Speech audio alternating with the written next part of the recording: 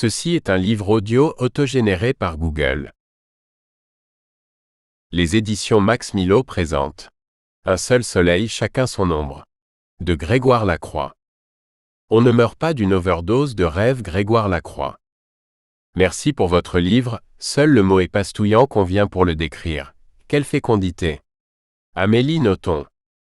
Je suis d'autant plus sensible à l'humour de Grégoire, qu'il est imprégné d'une élégance assez rare dans le genre où il excelle. Il n'est ni méchant, ni amer, et sa sagesse mélancolique est très séduisante. Philippe Tesson. Je ne me souviens pas d'avoir tant ri. Alain Decaux, de l'Académie française. Une succession de petites pensées fabuleuses. Gad Elmaleh. Membre de l'Académie Alphonse Allais, ministre des Plaisirs associés, fondateur de la philosophie évitiste, Grégoire Lacroix dresse de notre nature humaine un tableau corrosif, tendre et drôle. Il y a des gens modestes, et qui tiennent absolument à ce que cela se sache. Certains souhaitent qu'il pleuve, sous prétexte qu'ils se sont embarrassés d'un parapluie. Je déteste l'assurance méprisante de ceux qui savent à quel moment applaudir pendant les concerts. Peut-on traiter d'hypocrite un homme qui essaie de sourire malgré une rage de dents?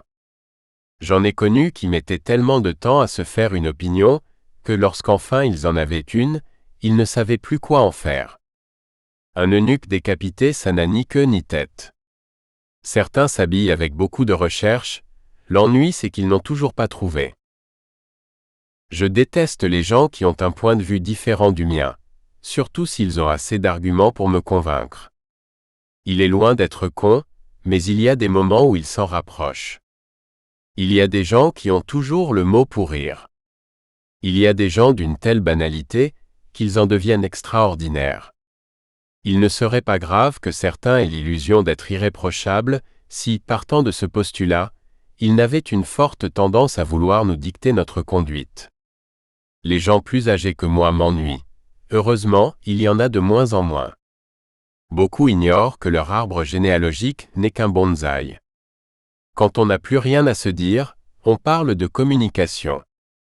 Les gens qui parlent trop sont toujours débordés. La soif de vengeance pouvant tenir lieu de raison de vivre, ce serait la moindre des choses. Que de remercier ceux qui en sont la cause.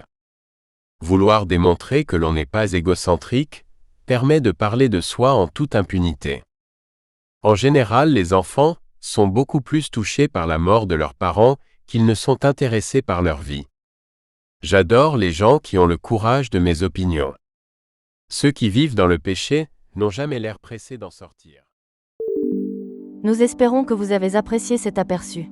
Pour continuer à écouter ce livre audio sur Google Play Livres, utilisez le lien dans la description de la vidéo.